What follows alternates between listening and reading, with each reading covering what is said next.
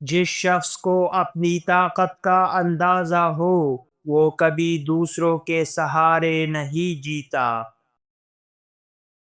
فوراً یہ تین کام کر لو، تمہارا دشمن خود شرمندہ ہو جائے گا۔ خاموشی اختیار کرو، جواب نہ دینا بعض اوقات سب سے بڑا جواب ہے۔ خاموشی دشمن کو سوچنے پر مجبور کر دیتی ہے کہ وہ غلطی پر ہے۔ کامیاب ہو جاؤ، اپنی محنت اور کامیابی سے دشمن کو دکھاؤ کہ تمہیں گرانا آسان نہیں، بلکہ اس کی نفرت نے تمہیں اور مضبوط بنا دیا ہے۔ معاف کر دو، دشمن یہی چاہتا ہے کہ تم اس سے نفرت کرو، لیکن جب تک تم اسے معاف کر دو گے وہ اپنی ہی نظروں میں گر جائے گا۔ ہر راستہ اندھیرے میں جاتا ہے، مگر جو چلنے کی ہمت رکھے اسے روشنی ضرور ملتی ہے۔ کمزور دوست طاقتور دشمن سے زیادہ خطرناک ہے۔ دھوکہ کھانے کے بعد بھی اگر تم نے سبق نہ سیکھا تو قصور تمہارا ہے، دھوکہ دینے والے کا نہیں۔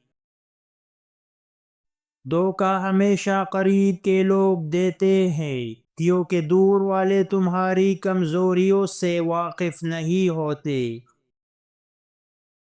ہر دشمن کو مارنا ضروری نہیں، بعض کو صرف نظر انداز کرنا ہی کافی ہے۔ وہ شخص کبھی کامیاب نہیں ہو سکتا جو ہر کام میں دوسروں پر بھروسہ کرے۔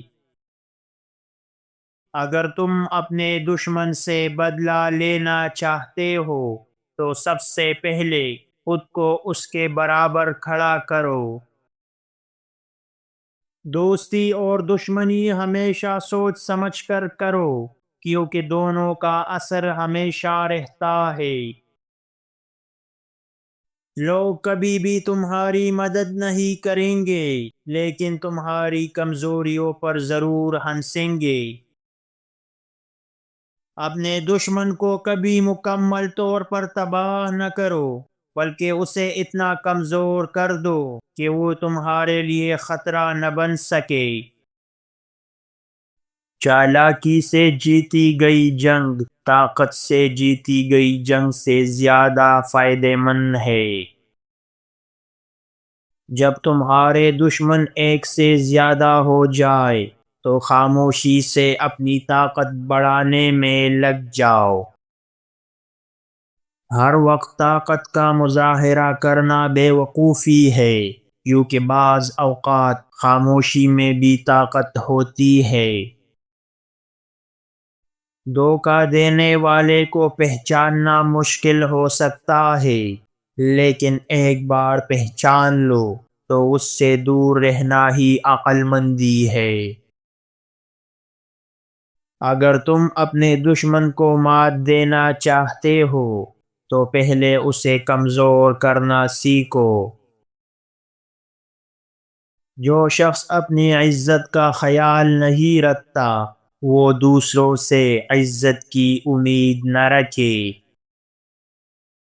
زندگی میں ہر چیز کا وقت مقرر ہے، غلط وقت پر کیا گیا بہترین کام بھی نقصان دے سکتا ہے۔